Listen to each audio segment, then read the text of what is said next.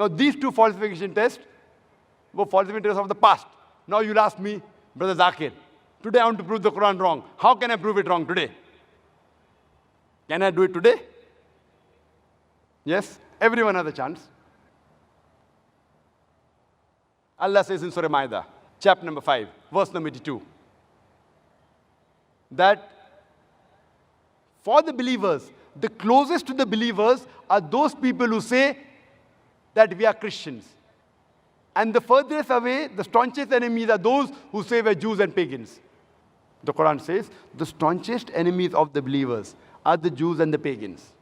And the closest to the believers are those who say we are Christians. As a whole, the Quran is talking as a whole. There are many Jews who have accepted Islam. There may be few Jews who are better than the Christians, but as a whole, the Quran says the Jews are the enemies of the Muslim as a whole. And the Christians are closer. Only thing to prove the Quran wrong, now all the Jews of the world, they get together and they plan. Okay, let's be good to the Muslim for a few years, or 2-3 years. Better than the Christians. Quran is proved wrong. So easy. All the Jews of the world get together.